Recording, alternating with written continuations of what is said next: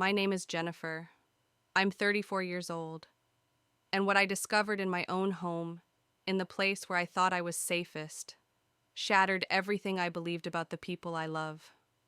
Everything I thought I knew about my marriage, about trust, about the man I slept beside every single night for 9 years. It was all a lie. A carefully constructed, deliberate, cruel lie. I'm recording this because I need someone to hear me. I need someone to understand that what happened to me wasn't just betrayal. It was so much deeper than that. It was a violation of my body, my mind, my soul. And the worst part?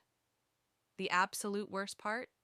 I never would have known if it wasn't for a routine appointment, a simple checkup that should have been nothing more than another item crossed off my to-do list.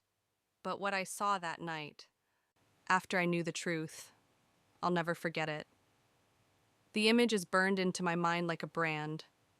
I see it when I close my eyes. I see it when I'm awake. I see it in my dreams and in my nightmares. And I don't think I'll ever be able to unsee it. Before I continue, before I tell you everything that happened, I need to ask you something.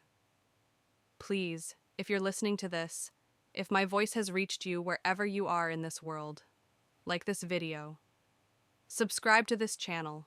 Tell me where you're watching from in the comments below. Tell me you're there. Tell me I'm not alone in this darkness. Tell me that someone out there still believes in stories like mine. Tell me that someone out there understands that these things really happen. They happen to real people. They happen to me. Because right now, as I sit here recording this, I feel so incredibly alone. I feel like I'm screaming into a void, and I need to know that someone can hear me.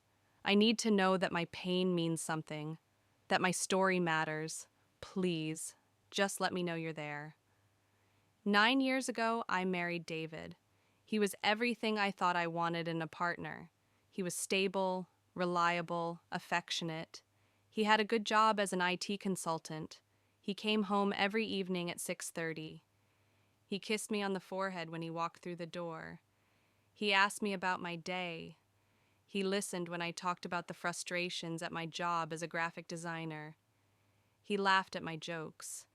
He held my hand when we watched television together on the couch. Our life was normal, beautifully, perfectly normal. We had a small house in the suburbs with a garden that David tended to every weekend. He grew tomatoes and basil and those little hot peppers he loved to put in his morning eggs. We had 2 cats, Luna and Shadow, who slept at the foot of our bed every night. We had Friday movie nights where we'd order Thai food and argue playfully about whether to watch action or comedy. We had Sunday morning pancakes that David made from scratch, always slightly burned on the edges the way I secretly liked them. We talked about having children. Not yet, we always said. Not quite yet. We wanted to travel first. We wanted to save more money. We wanted to enjoy just being us for a little while longer. There was always time, we thought. We were young. We were healthy. We had our whole lives ahead of us. I loved him. God, I loved him so much it hurt sometimes. The kind of love that made me smile when I thought about him during my lunch break at work. The kind of love that made me excited to come home every evening. The kind of love that made me feel safe and protected and cherished. My friends envied our relationship. "You're so lucky," they'd say. "David is such a good man. He's so attentive. He's so devoted to you." And I'd smile and nod and feel this warm glow of gratitude that I'd found him, that he'd chosen me, that we'd built this life together. My mother adored him. "He's a keeper, Jenny," she'd tell me every time we visited. "Don't let that one go. Men like David don't come around often." My father, who'd always been protective and skeptical of every boyfriend I'd ever brought home, had given David his complete approval. "He's solid," Dad would say. "He'll take care of you." And David did take care of me. When I had the flu 2 years ago and couldn't keep anything down for 3 days, He stayed home from work to make me soup and hold my hair back when I got sick. When my beloved childhood dog died and I cried for hours, he held me and let me soak his shirt with tears and didn't say anything, just stroked my hair and let me grieve. When I got passed over for a promotion I'd been working toward for months, he took me out to dinner and reminded me of all my talents and told me that their loss was another company's gain.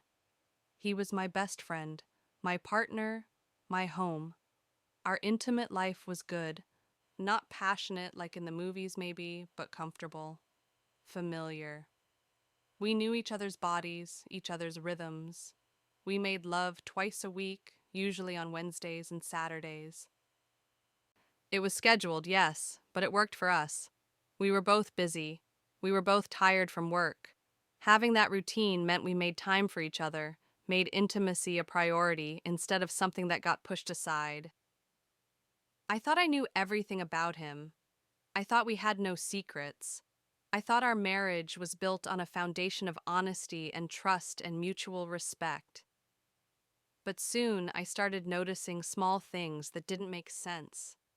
Tiny little details that my mind tried to explain away, but that my gut told me were wrong. So terribly, terribly wrong. And once I started noticing them, I couldn't stop. They were everywhere, little cracks in the perfect picture of our life together, little signs that something dark was hiding beneath the surface of our happiness. Something that would destroy everything I thought I knew about the man I married. It started about 6 months ago, or maybe it had been going on longer, and I just hadn't noticed. That's what haunts me now. How long had this been happening? How blind had I been? The first thing I noticed was the tea. David had always made me tea in the mornings. It was one of our little rituals. He'd wake up 20 minutes before me, go downstairs, and by the time I came into the kitchen, there would be a steaming mug of chamomile waiting for me on the counter. Your morning elixir, he'd call it with a smile. But 6 months ago, he started insisting I drink it. Not just making it and leaving it there, but actually watching me take the first few sips. "Drink up," he'd say cheerfully. "I made it especially for you." And he'd stand there, smiling, waiting until I'd consumed at least half the cup before he'd turn away to make his coffee. At first, I thought it was sweet, attentive. He wanted to make sure I was taking care of myself.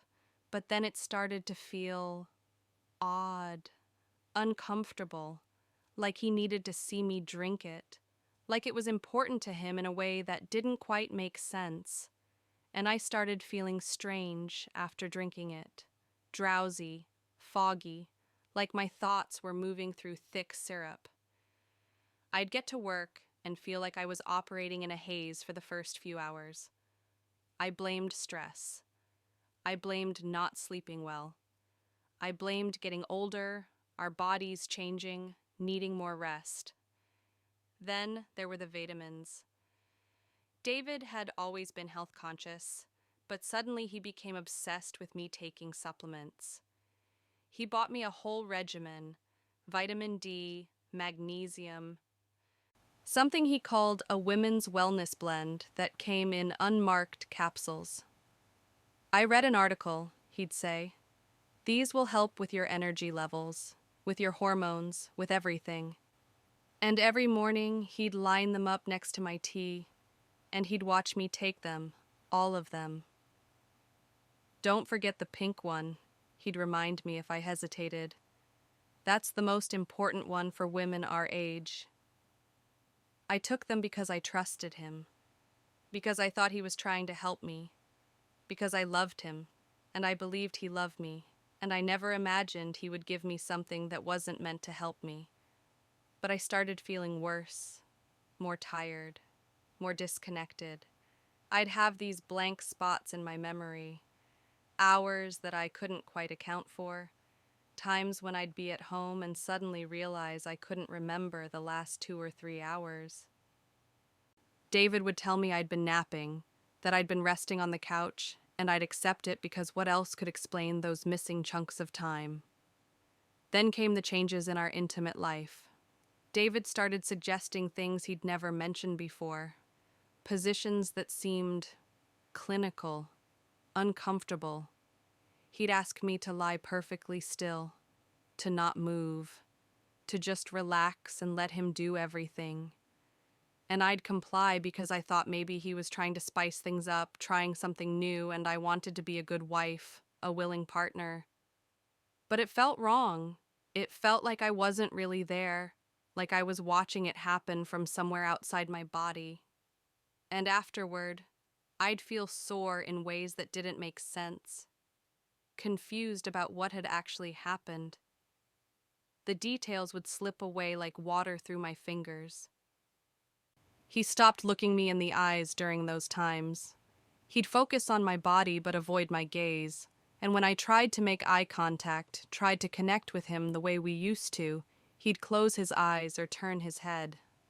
"Just relax," he'd whisper. "Just let go." I started having nightmares, dark, twisted dreams that I couldn't quite remember when I woke up, but that left me feeling violated and afraid. I'd wake up in the middle of the night with my heart pounding, my body covered in sweat, panic clawing at my throat. And David would be there next to me, sleeping peacefully, and I'd think I was going crazy. My friends noticed I seemed different. "Are you okay?" they'd ask. "You seem tired. You seem distant. Is everything all right at home?" And I'd smile and nod and tell them everything was fine, great, wonderful. Because I couldn't explain what I was feeling. I couldn't put into words this growing sense of unease that was consuming me from the inside out. My work performance started to suffer. I'd miss deadlines. I'd forget meetings. My boss called me into her office and asked if I was dealing with some kind of health issue. "You're not yourself lately, Jennifer," she said with concern. "Is there something going on we should know about?" And I didn't know what to tell her because I didn't know what was wrong with me. I thought maybe I was depressed. Maybe I was having some kind of breakdown. Maybe the stress of adult life was finally catching up with me and breaking me down piece by piece. I went to my regular doctor. I told him about the fatigue, the memory problems, the sense of disconnection. He ran some blood tests. Everything came back normal. "You're perfectly healthy," he said. "Maybe you need to reduce stress, take some time off work, practice self-care." So I tried. I tried meditation. I tried yoga. I tried going to bed earlier and eating better and cutting out caffeine.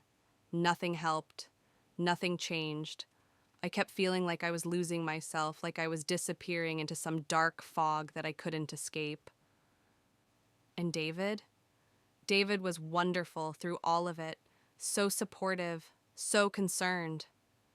"Maybe you should see a therapist," he suggested gently. "Maybe you're dealing with some anxiety or depression that needs professional help. I'm worried about you, Jenny. I love you so much, and I hate seeing you struggle like this." He even helped me find a therapist, made the appointment for me, drove me there. Waited in the car while I talked to a stranger about how I felt like I was going insane.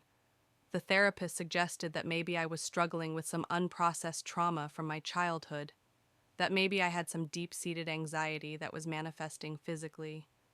She prescribed me anti-anxiety medication, but I didn't take it. Something in my gut told me not to.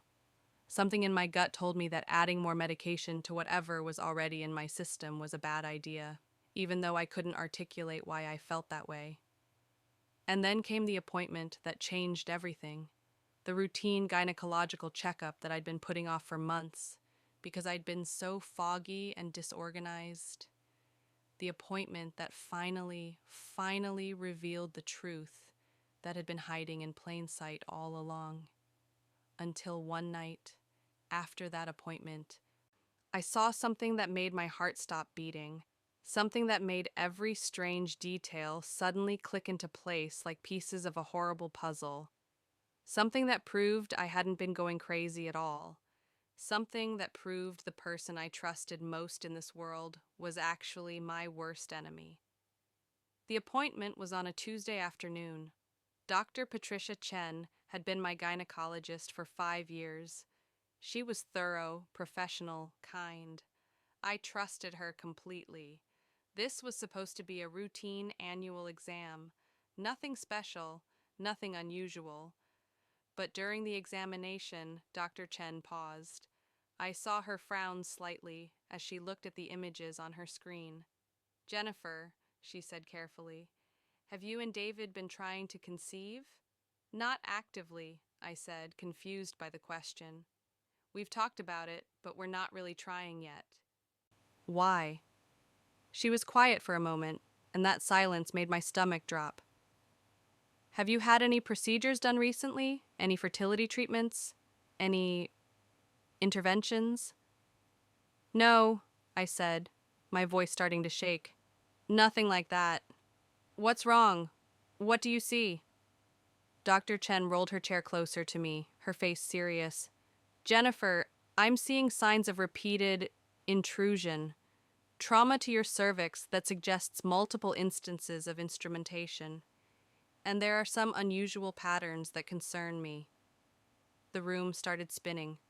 "What does that mean? I don't understand what you're saying." "Has David ever mentioned doing any kind of medical procedures on you? Has he ever suggested anything unusual during intimacy?" "No," I whispered. But even as I said it, fragments of memory were surfacing. Those blank spots. Those times I couldn't remember, that clinical feeling during sex. "Are you saying someone has been—" "What are you saying?" Dr. Chen took my hand. "I'm saying that the physical evidence suggests that someone has been accessing your reproductive system in a way that's consistent with medical procedures or examinations. Multiple times. Recently. And given what you've told me about your memory problems and unusual fatigue." She paused. "Jennifer, I think someone might be drugging you." "No," I said immediately, automatically. "That's impossible. That's crazy. David wouldn't, he would never." But even as I denied it, my mind was racing. The tea, the vitamins, the insistence that I take them, the way he watched me consume them, the blank spots in my memory, the soreness I couldn't explain, the clinical way he'd been touching me lately. Oh God. Oh God, no. "I can't say anything with certainty," Dr. Chen continued gently, "but I'm concerned enough that I think we need to run some tests. I want to do a full drug screening. I want to document what I'm seeing here. And, Jennifer, I think you need to consider the possibility that someone in your life is not who you think they are." I left the appointment in a daze. I sat in my car in the parking lot for 20 minutes, unable to process what I'd just heard. It couldn't be true. It couldn't be David. He loved me. He would never hurt me. There had to be some other explanation, some medical condition I didn't know about, some mistake in what Dr. Chen was seeing. I drove home on autopilot, my mind frantically trying to make sense of everything. When I walked through the door, David was in the kitchen making dinner. He smiled at me, that familiar warm smile I'd loved for 9 years. "Hey, sweetheart, how was your day? How was the appointment?" And I almost believed it was all in my head, almost convinced myself that Dr. Chen was wrong, that I was being paranoid, that this was all some terrible misunderstanding. "It was fine," I heard myself say. "Everything's normal." He kissed my forehead. "Good. I was worried. You've been so stressed lately. I'm glad everything checked out okay." He handed me a glass of water and 2 pills. "Here, take your evening supplements. Dinner will be ready in 10 minutes." I stared at those pills in my palm, pink and blue, unmarked. I'd been taking them for months without question. I'd trusted him so completely that I'd never asked what was in them, never looked them up, never questioned why they weren't in a labeled bottle. Actually, I said, my voice sounding strange to my own ears, I'm not feeling great. I think I'll skip them tonight.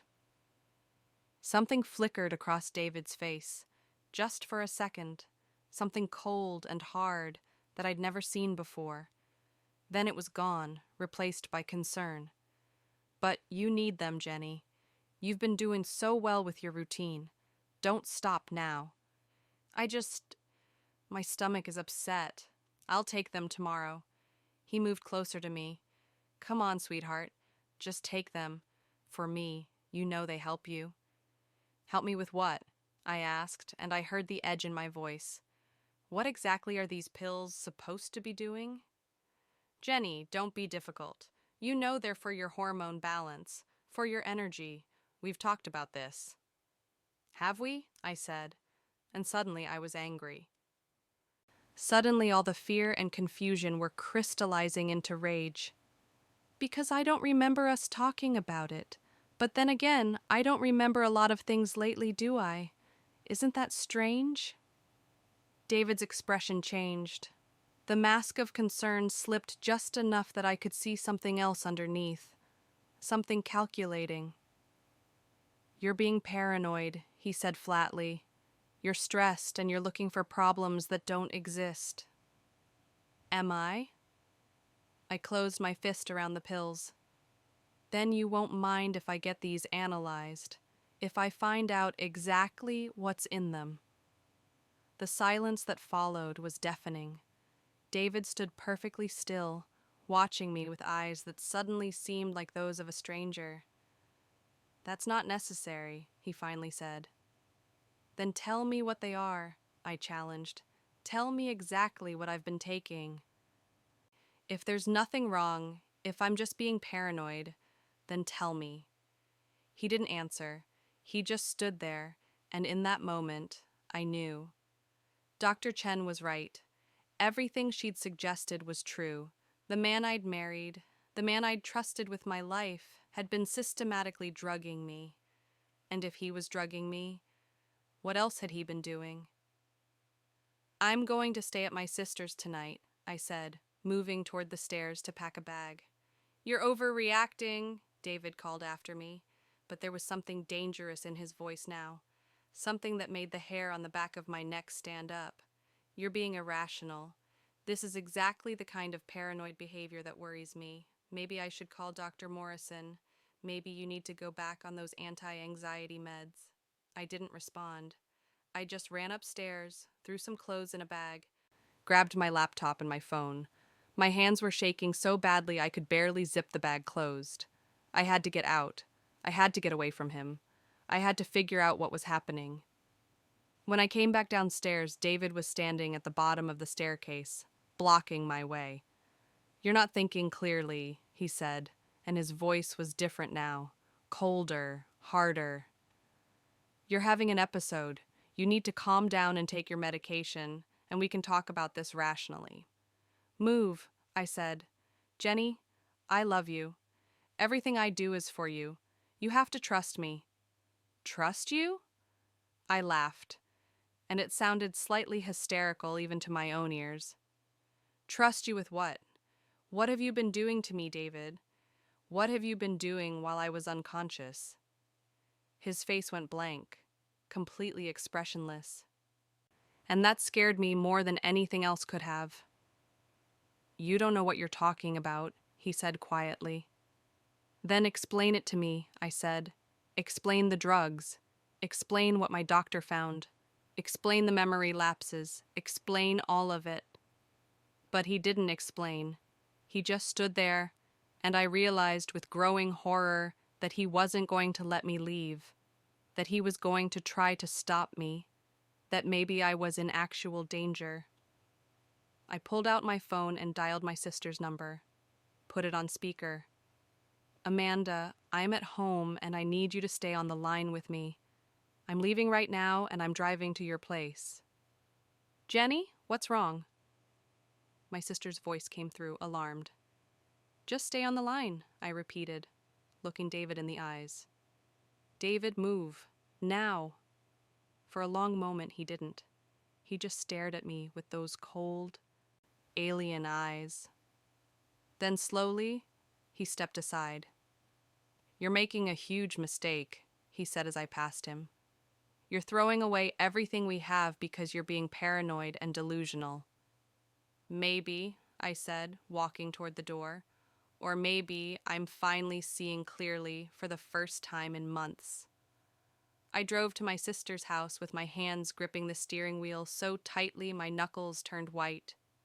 Amanda stayed on the phone with me the entire time, asking questions I couldn't answer, trying to understand what was happening. I couldn't explain it. Not yet. Not until I knew for sure. But the next morning, when I woke up in Amanda's guest room, I knew what I had to do. I had to find out the truth. I had to investigate what had been happening in my own home. I had to gather evidence. Because if I was right about this, if David really had been drugging me and doing God knows what to my unconscious body, I needed proof. I needed to be absolutely certain before I destroyed both our lives with accusations that couldn't be taken back. And I couldn't ignore it anymore. The evidence was right in front of me, in the pills I'd brought with me in my pocket, in the trauma my doctor had documented, in the missing hours and the fog and the feeling of violation that had been haunting me for months. I just had to be brave enough to look. The pills were the first thing. I took them to a pharmacy and asked them to identify what they were. The pharmacist looked at them, ran them through his system, and his expression changed. Ma'am, where did you get these? Does it matter? I asked, my heart pounding. These are Rohypnol, he said quietly. Commonly known as roofies, and this one. He held up the pink pill. This is Ambien, a very high dose. These are serious sedatives. If someone is taking these without knowing... He looked at me with concern. Are you in danger? Do you need me to call someone? I felt like the floor had dropped out from under me. Roofies, date rape drugs. My husband had been giving me date rape drugs. For months, maybe longer. Can you document this? I asked, my voice barely above a whisper. Can you write down what these are? He did. He printed out information sheets about both medications, about their effects, about what they're used for. I read about memory loss, about sedation, about how they make you compliant and unable to resist. I read about how long they stay in your system, about how they're tasteless and odorless, perfect for dissolving in tea or hiding in food. I sat in my car in that pharmacy parking lot and I sobbed. Because it was real. It wasn't paranoia. It wasn't stress. My husband had been systematically drugging me with date rape drugs. And if he was doing that, what else had he been doing? Amanda wanted me to go to the police immediately, but I couldn't. Not yet. I needed more than just the pills. I needed to understand the full scope of what had been happening. Because if I went to the police with just this, David could claim I was lying, that he didn't know where I got those pills, that I was trying to frame him for some reason. I needed irrefutable proof. So I made a plan. A terrifying, dangerous plan that made me physically ill to think about. But I had to know. I had to see with my own eyes what he'd been doing to me. I bought a hidden camera online, a tiny thing that looked like a phone charger that you could plug into a wall outlet. It had Wi-Fi capability and would record directly to an app on my phone. I ordered it with rush shipping and had it delivered to Amanda's house. The hardest part was going back home. Every instinct in my body screamed at me not to, screamed at me that I was walking back into danger. But I had to do this. I had to get the truth. I called David first. Apologized. Told him I'd been stressed and paranoid and I was sorry for overreacting. I could hear the relief in his voice, the eagerness to believe that everything was going back to normal. "Come home," he said. "We'll talk this through. We'll get past this." When I arrived, he was waiting at the door. He hugged me, held me close, and I had to force myself not to recoil from his touch. This man who I'd loved, who I'd trusted, who I'd given 9 years of my life to, he was a monster, and I was about to prove it. "I'm sorry," I whispered into his shoulder. "You're right. I've been irrational. I just need to get back on track." "I know, sweetheart," he said, stroking my hair. "It's okay. Everything's going to be okay. Let's have some tea and relax." The tea. Of course. The tea that he'd been drugging me with for months. "That sounds perfect," I said. That evening, while David was in the shower, I installed the camera in our bedroom. My hands were shaking so badly, I almost dropped it twice. I plugged it into the outlet behind our nightstand, where it would have a clear view of the bed but wouldn't be obvious. I activated it on my phone app and tested it. Perfect angle, perfect quality. My heart was hammering so hard I thought it might burst out of my chest. What was I about to discover? What horrors was I about to witness? David made dinner. He made tea. He lined up my supplements next to my plate and watched me with those eyes that now seemed so sinister. "Don't forget your vitamins," he said cheerfully. I took them. God help me, I took them. I put those pills in my mouth and swallowed them down with the tea he'd prepared, because I needed him to think everything was normal. I needed him to do whatever it was he'd been doing so I could record it, so I could have proof. But I'd prepared for this too.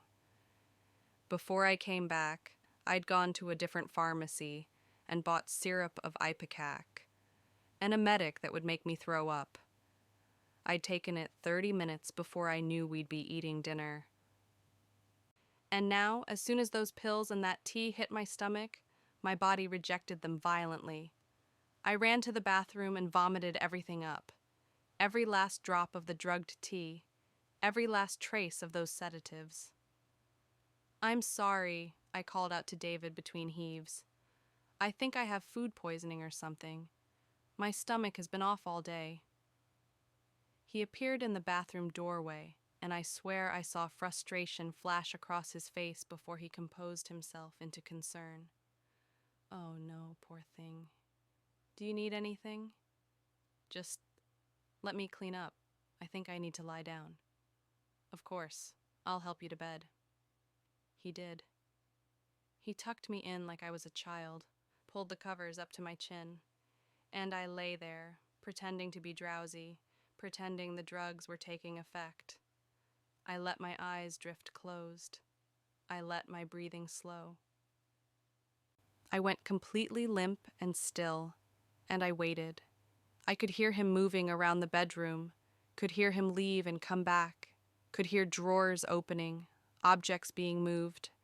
But I couldn't open my eyes. I couldn't react. I had to play unconscious perfectly, or he'd know something was wrong.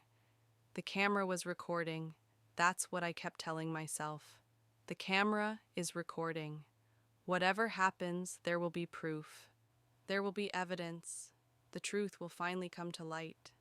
But knowing that didn't make it any less terrifying to lie there, vulnerable and exposed, waiting to see what my husband would do to my supposedly unconscious body.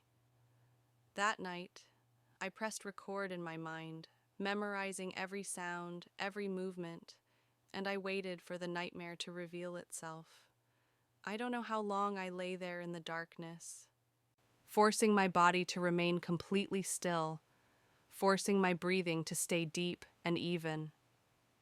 Every muscle was tensed with terror beneath the facade of unconsciousness. Every nerve was screaming at me to run, to fight, to get out of there. I heard David leave the room, heard his footsteps going downstairs, heard him moving around on the first floor. Then I heard him coming back up, and this time his footsteps were different, heavier, like he was carrying something. The bedroom door opened. I kept my eyes closed, kept my breathing steady. Through my barely parted eyelids, I could see him standing at the foot of the bed. Just standing there, watching me, for what felt like an eternity. Then he spoke, but not to me. He was on the phone. "She's under," he said quietly. "Full sedation. Yeah, I gave her the usual dose plus extra. She'll be out for at least 6 hours. No, she won't remember anything. I've been doing this for 18 months. I know what I'm doing. Tonight's the optimal time according to the calendar. Yes, I have everything ready." 18 months. 18 months. He'd been drugging me for a year and a half, long before I'd started noticing anything was wrong. How many times, how many nights had I been unconscious while I heard him end the call, heard him setting things up on the nightstand, heard the clink of metal instruments, medical instruments. Oh God, what was he doing? What was he about to do?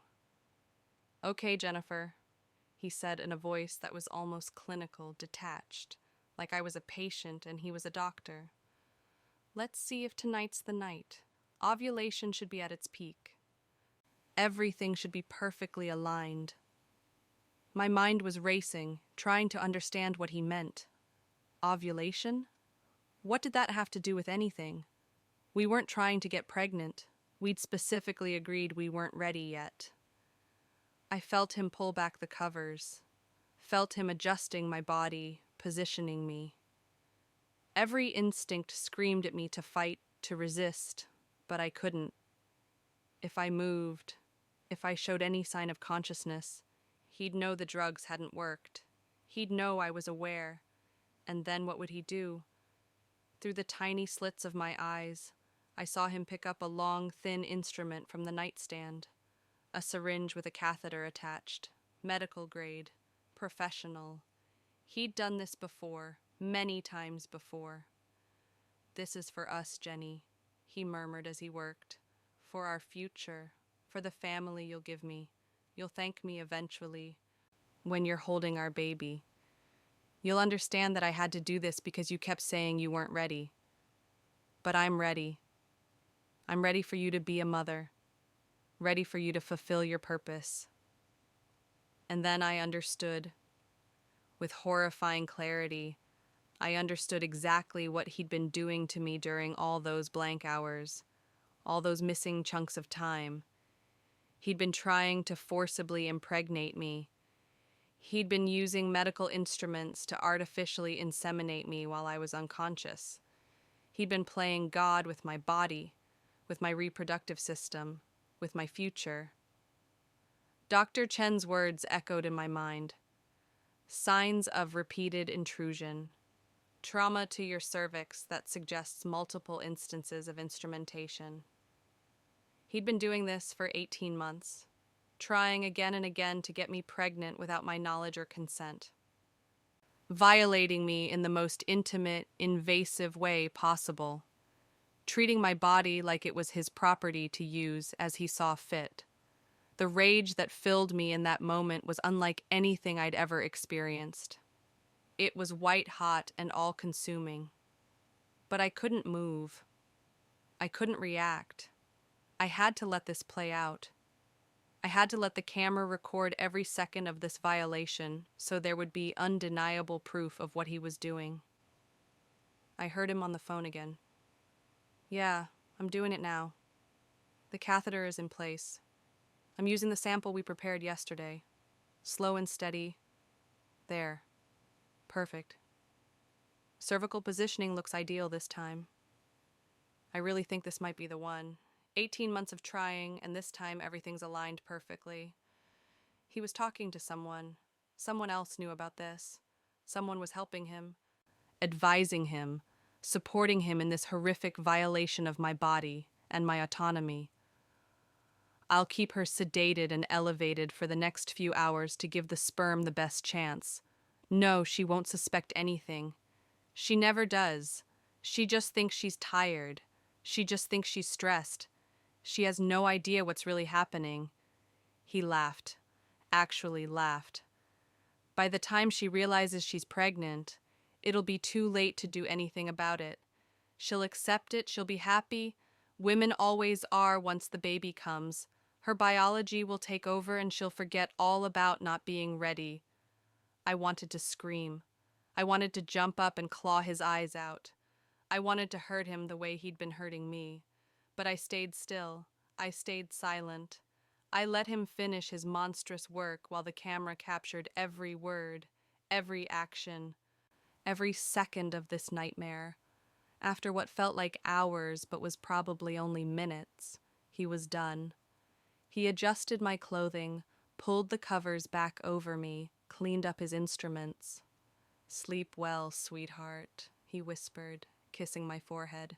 "Dream about our baby, our beautiful baby that's going to make our family complete."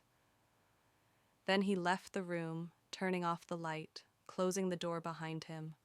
I lay there in the darkness, tears streaming silently down my face, my body shaking with suppressed sobs. I'd been violated, repeatedly, for 18 months. The man I loved, the man I trusted, the man I'd given my life to, had been systematically raping me with medical instruments, trying to force me into pregnancy against my will. I froze. My whole world collapsed in a single moment of understanding.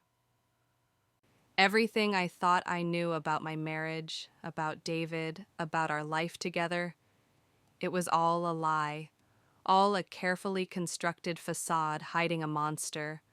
But what happened next was even worse, because I heard voices downstairs. David wasn't alone anymore. Someone else was in the house. Someone had come over after he'd finished assaulting me. And I recognized the other voice. I recognized it, and it made everything so much more devastating, so much more betraying. Because it wasn't a stranger. It was someone I knew, someone I trusted. It was Marcus, David's brother, my brother-in-law. "How'd it go?" I heard Marcus ask. "Perfect," David replied. "This time I really think it worked. Everything was aligned, and I used the concentrated sample like you suggested." "Good. Once she's pregnant, all of this will have been worth it. Mom and Dad will finally have the grandchild they've been demanding, and Jennifer will settle into her role like she's supposed to." Mom and Dad. David's parents knew. They were part of this. This wasn't just David. This was a family conspiracy to violate me, to force me into motherhood, to take away my choice and my autonomy. How many of them were involved? How many people had known what was being done to me and said nothing? Done nothing? How many had actively participated in planning and executing this violation? I thought it was over. I thought the worst thing that could happen had happened. But I was wrong. So terribly, horribly wrong. I waited until I heard David and Marcus go to sleep. I waited until the house was silent. I waited until every second of footage was safely backed up to the cloud through the camera app. Then, in the dead of night, I moved. My body was shaking so badly I could barely control my limbs. My mind was screaming at me to just run, just get out, just escape. But I forced myself to be methodical, to be smart, to gather everything I needed before I left. I unplugged the camera and slipped it into my pocket. I found David's laptop. He'd left it open downstairs on the dining room table, probably looking at whatever documentation he'd been keeping about his horrific experiment on my body. I grabbed it. Evidence. I needed all the evidence I could get. I found his phone, still unlocked. I forwarded all his recent messages to myself before he could wake up and delete them. Messages to Marcus. Messages to his parents. Messages to someone named Dr. Richardson, who was apparently providing him with the medical supplies and advice he needed to carry out his plan. The messages made me physically ill to read. "Mom says she needs to be pregnant by Christmas, or she's writing us both out of the will." Richardson confirmed the success rate increases with repeated attempts. We just have to be patient. She's so trusting. She never questions anything. This is easier than I thought it would be. I've been gradually increasing the doses to keep her more compliant. She barely remembers entire days now. They were treating me like a broodmare, like an incubator, like my only purpose was to produce the grandchild David's parents were demanding, the child they needed to secure their inheritance, the baby that would fulfill whatever twisted expectation his family had placed on us. I found printed documents in his desk drawer, medical charts tracking my cycle, my ovulation, the dates of his assaults, photographs. Oh God, there were photographs of me unconscious, my body exposed, violated. Dozens of them. Documentation of every time he'd done this to me. I took everything, every piece of evidence I could find. I stuffed it all into a bag with trembling hands, tears blurring my vision. Then I heard a sound behind me, a footstep on the stairs. I froze. My heart stopped. Someone was awake. Jenny? It was David's voice, groggy with sleep. What are you doing up? I turned slowly, the bag clutched in my hands. He was standing at the bottom of the stairs in his pajamas, hair mussed, eyes confused. Then his gaze fell on the bag. On the laptop I was holding, on the open desk drawer with all his documentation visible.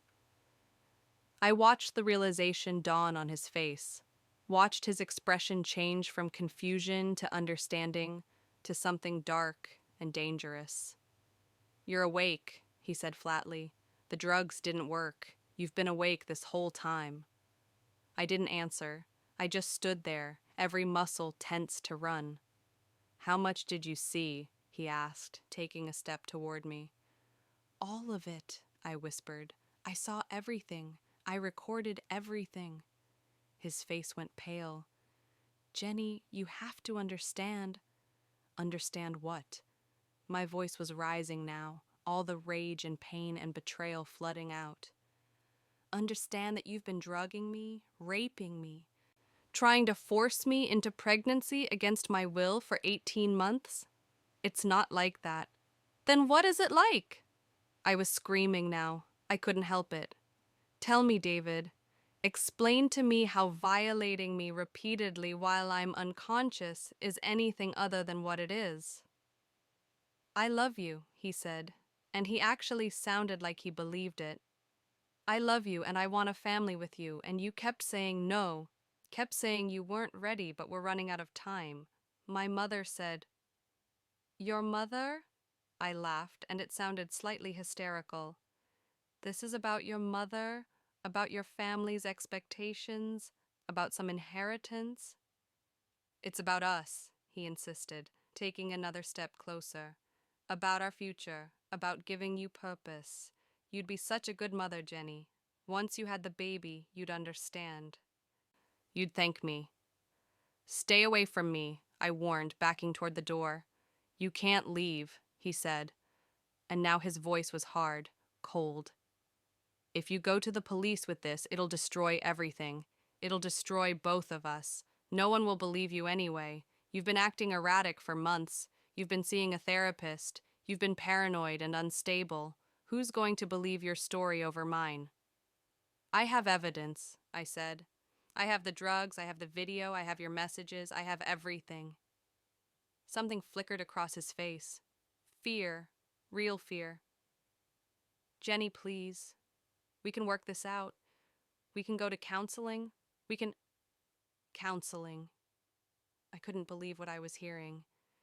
You think counseling is going to fix this? You think there's any coming back from what you've done? I did it for us, he shouted. For our marriage. For our family. You did it for yourself, I shouted back. For your sick fantasy of control. For your family's money. You didn't give a damn about what I wanted or needed or felt.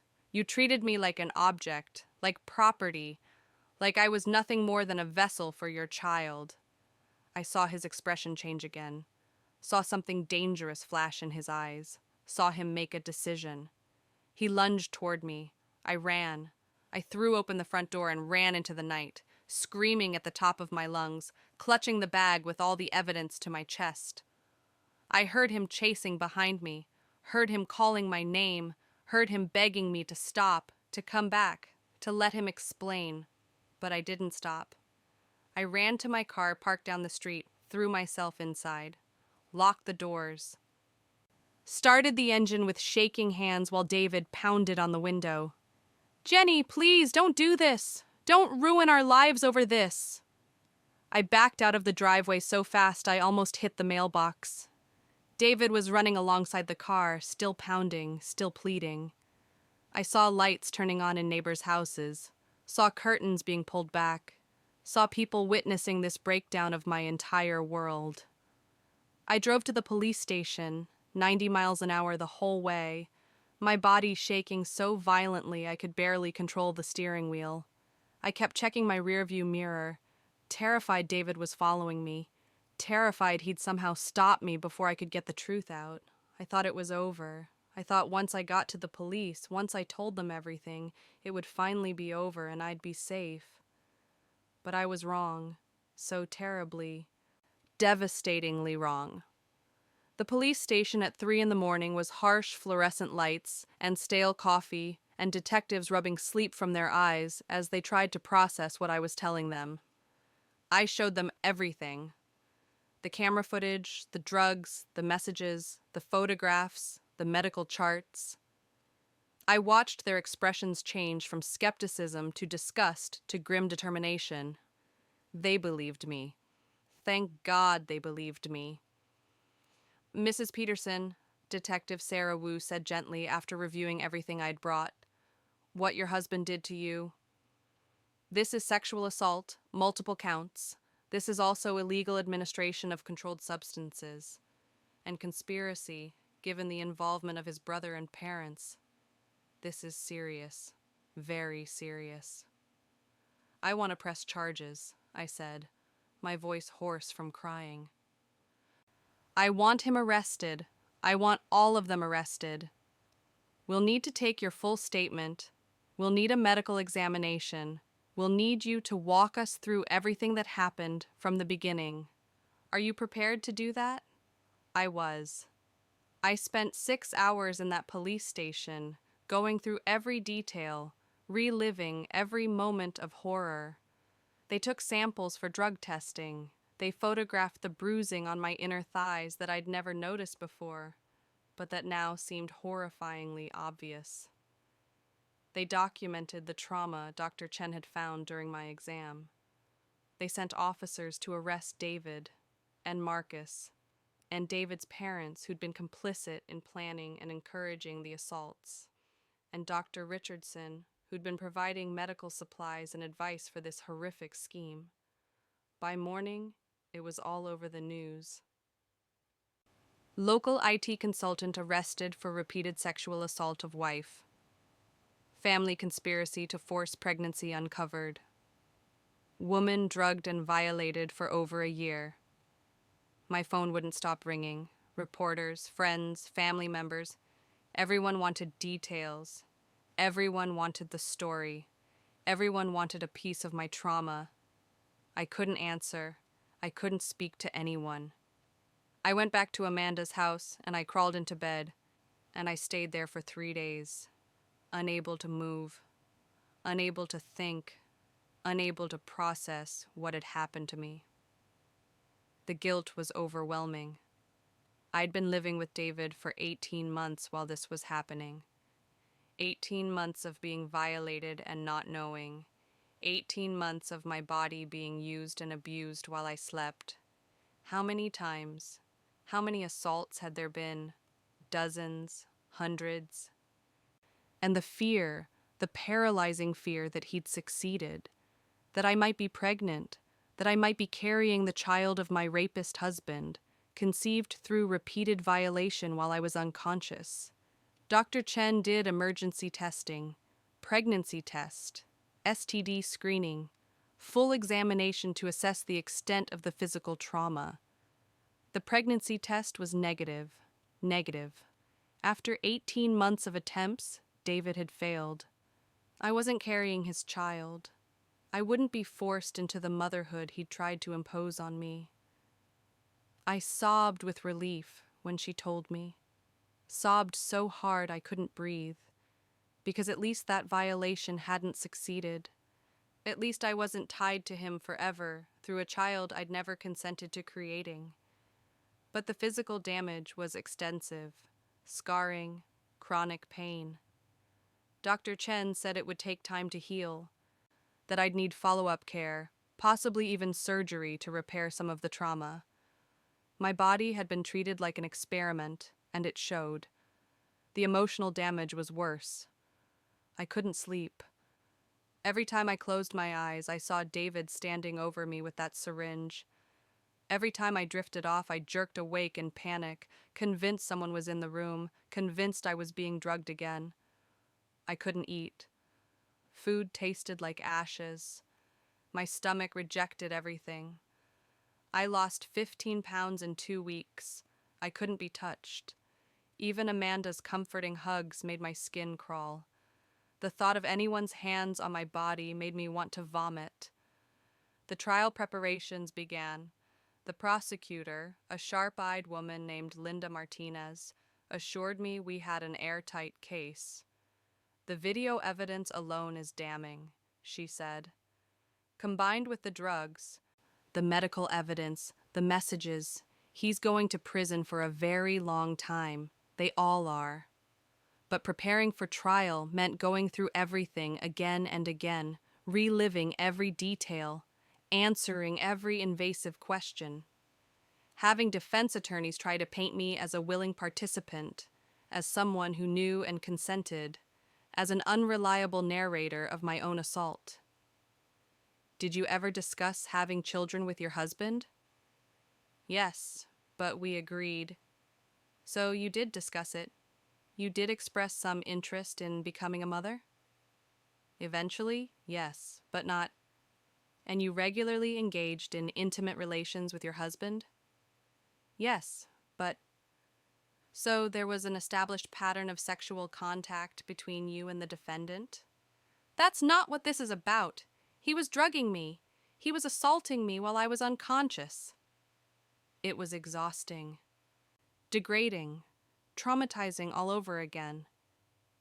David's defense was that I'd consented, that we'd discussed this method of conception because I had anxiety about actively trying for a baby, that the drugs were prescribed by a doctor, Dr. Richardson, who was also under arrest, to help with my stress and insomnia, that I'd known about everything and agreed to it and was now making false accusations because I regretted it.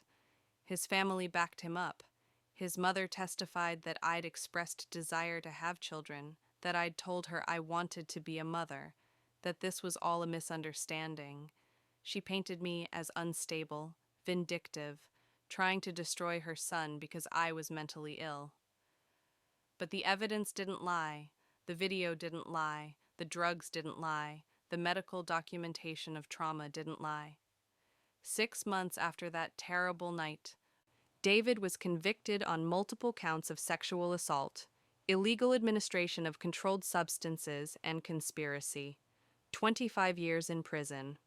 Marcus got 10 years as an accessory. Dr. Richardson lost his medical license and got 15 years. David's parents got suspended sentences and probation, though they'd never speak to me again anyway. Justice, they called it. Justice. But it didn't feel like justice.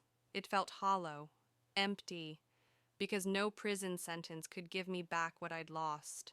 No conviction could erase the memories. No punishment could undo the violation. I filed for divorce immediately. It was uncontested. David had no leverage, no bargaining power. Our house sold quickly. I took my half of the assets and moved to a different state, changed my phone number, deleted all social media. Tried to disappear from the life I'd known, but I couldn't disappear from myself, from my own mind, from my own broken body and shattered trust. I started therapy.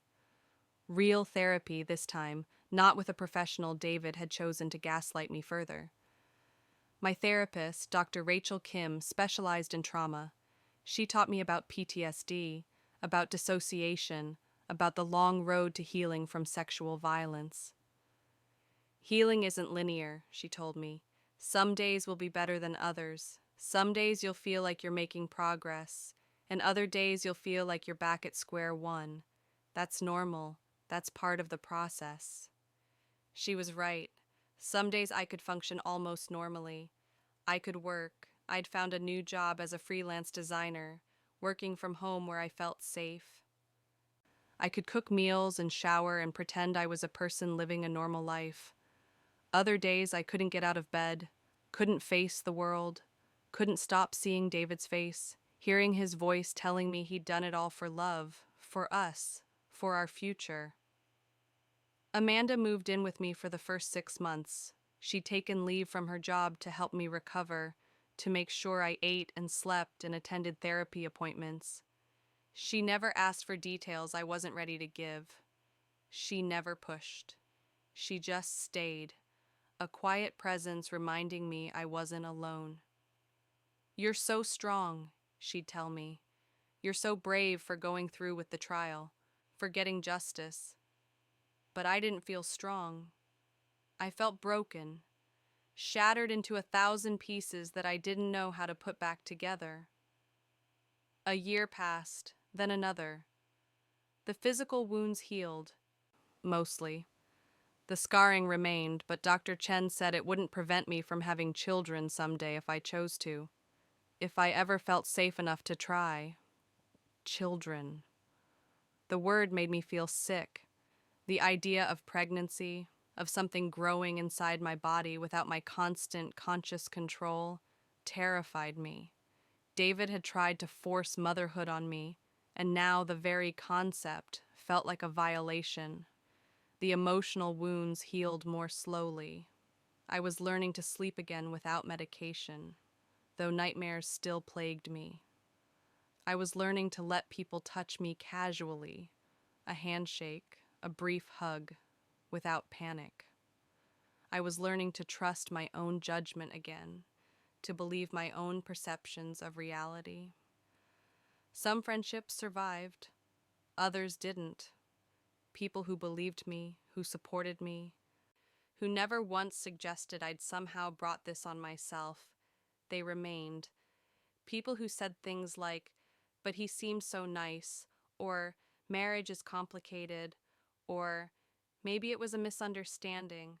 They were cut from my life without mercy.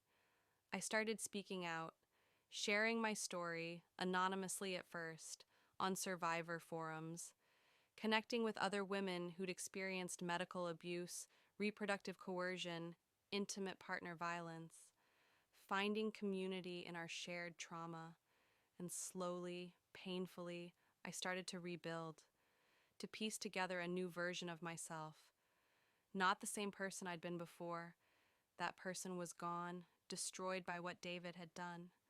But someone new, someone stronger, someone who'd survived.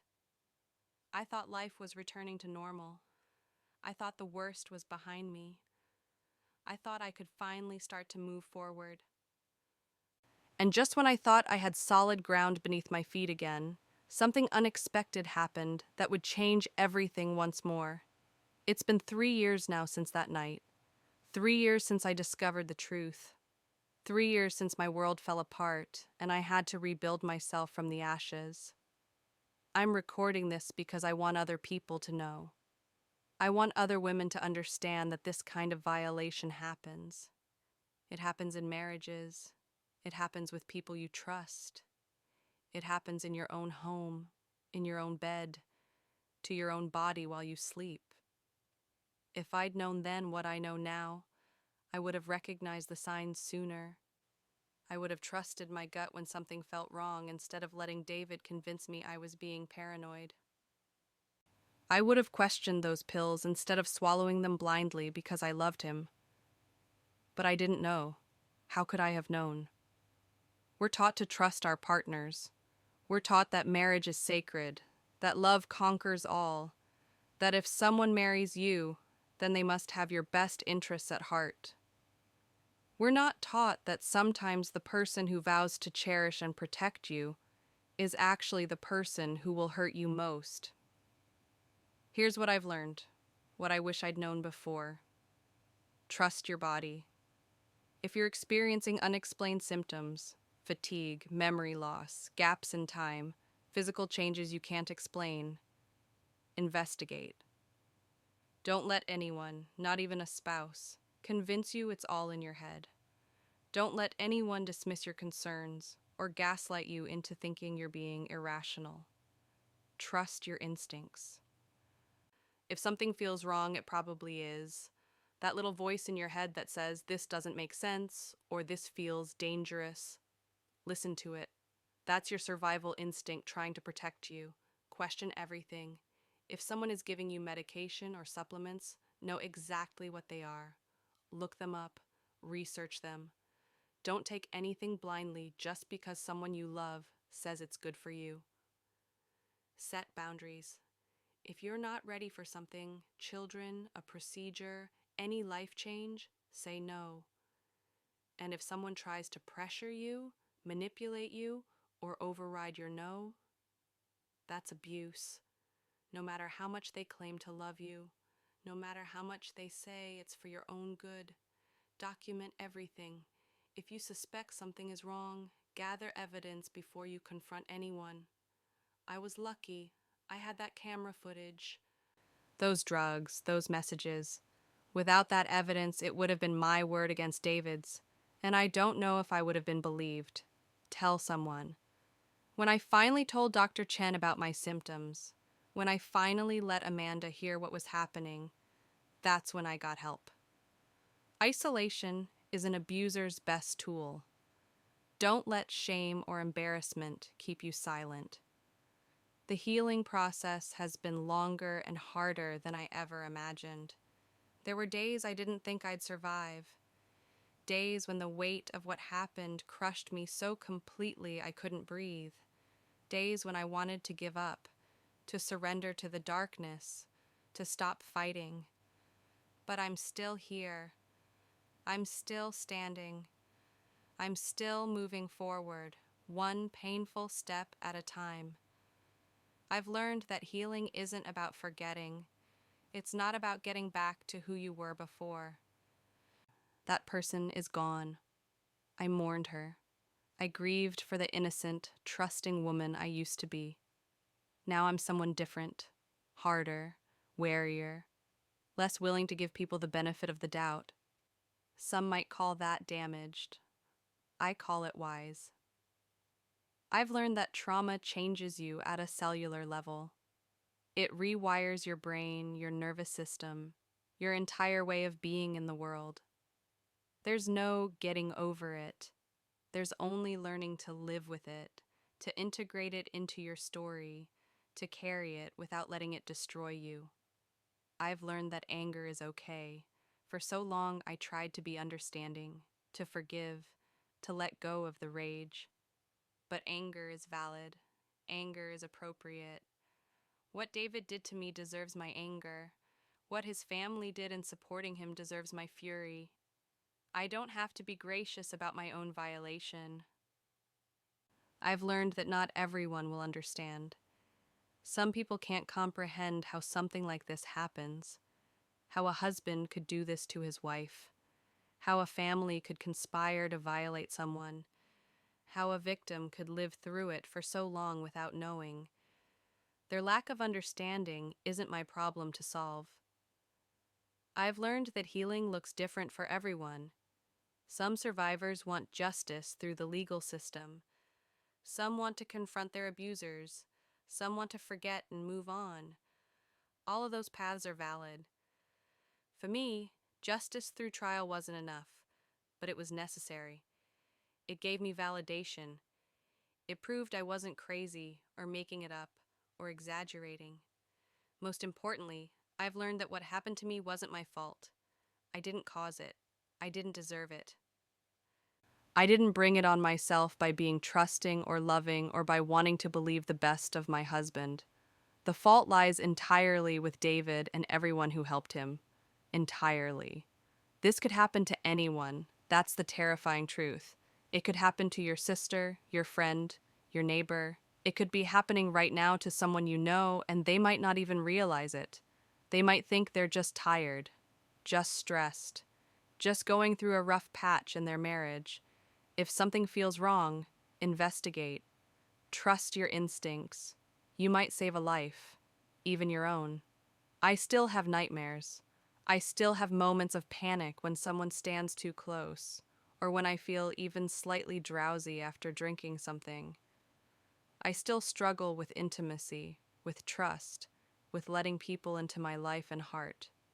But I'm alive. I'm free.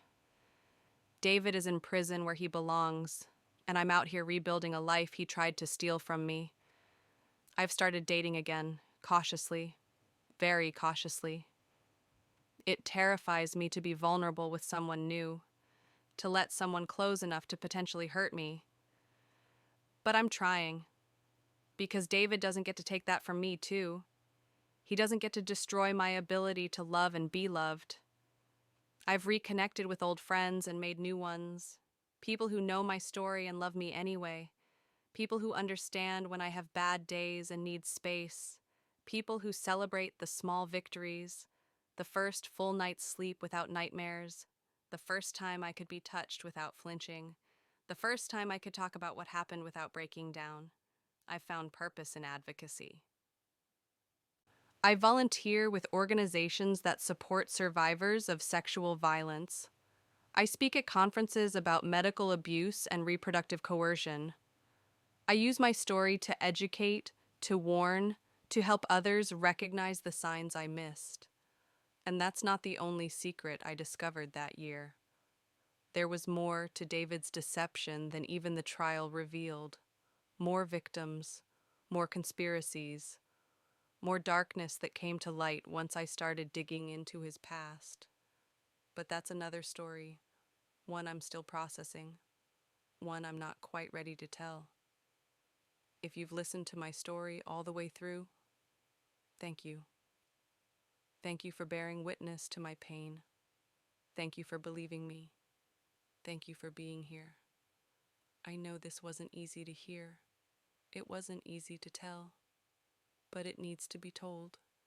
These stories need to be shared. Because somewhere out there, someone is listening who needs to hear this. Someone who's experiencing strange symptoms they can't explain.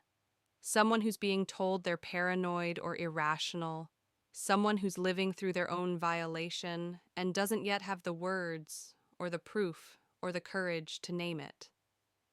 If that's you, if something in my story resonated with you, if you recognized yourself in my experience, if you're feeling that same creeping sense that something is terribly wrong, please, please listen to that feeling. Investigate. Reach out for help. Document what's happening. Tell someone you trust. You're not crazy. You're not imagining things. You're not being overly sensitive or dramatic. If you feel like you're being abused, you probably are. Trust yourself. And if you're on the other side of this, if you've already escaped, if you're in the healing process, I see you. I stand with you. You're not alone in this darkness. There are so many of us who've survived similar violations. We're here. We believe you. Your story matters. To everyone else listening, to those who've never experienced something like this, thank you for educating yourselves. Thank you for learning to recognize the signs. Thank you for being someone who believes survivors instead of doubting them. Thank you for being the kind of person who, when someone comes to you with a story like mine, responds with support instead of skepticism. If this story touched your heart, if it opened your eyes, if it made you think differently about trust and safety and the hidden dangers that can exist even in loving relationships, please share it. Like this video. Subscribe to this channel. Tell others about what you've learned here. And please, tell me in the comments where you're watching from and what time it is right now. Tell me that my voice has reached you wherever you are in this world. Tell me that my story matters. Tell me that I'm not alone. Because even now, 3 years later, there are moments when I feel completely isolated in this experience.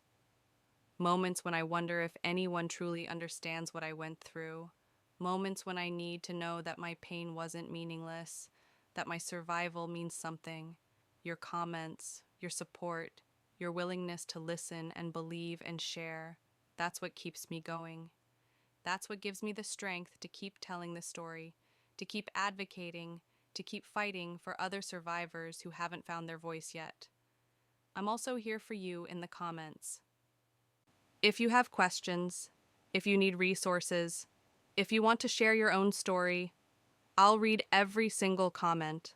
I'll respond to as many as I can. This channel, this space, it's not just about my voice. It's about all of our voices. Every survivor who's ready to speak. Every person who's ready to listen. Before I go, I want you to know that if you're in immediate danger, if you suspect you're being drugged or abused, please don't wait. Call emergency services. Go to a hospital. Get somewhere safe. Your life is worth protecting. Your body is worth defending. Your future is worth fighting for. There are resources available. The National Sexual Assault Hotline at 1-800-656-4673. The National Domestic Violence Hotline at 1-800-799-7233. Local women's shelters and crisis centers. Therapists who specialize in trauma. Support groups for survivors. You don't have to navigate this alone. And if you're not ready to reach out yet, if you're still in the stage where you're not sure, where you're still gathering evidence and building courage, that's okay too. I was there. I understand. Just please keep yourself as safe as you can. Document everything, protect your evidence. And when you're ready, when the moment comes to act, be brave, be fierce, be unstoppable. You deserve safety. You deserve autonomy. You deserve to have control over your own body and your own life. Anyone who tries to take that from you, no matter who they are or how much you love them, is wrong. Full stop. I survived. You can survive too. We can survive together. Thank you for listening to my story. Thank you for being part of this community. Thank you for caring about survivors and their stories. Thank you for being here. From wherever you are in the world, whatever time it is, whatever you're going through, I'm sending you strength. I'm sending you courage. I'm sending you the reminder that you matter, your story matters, and you deserve to be heard and believed and supported. This is Voices with Auntie Mimi. This is my story. This is my truth. And I'm honored that you've listened. Please take care of yourselves out there. Trust your instincts. Protect your peace. And never, ever let anyone convince you that your discomfort or your pain or your fear is unreasonable. Until next time, stay safe, stay strong, and remember, you're not alone.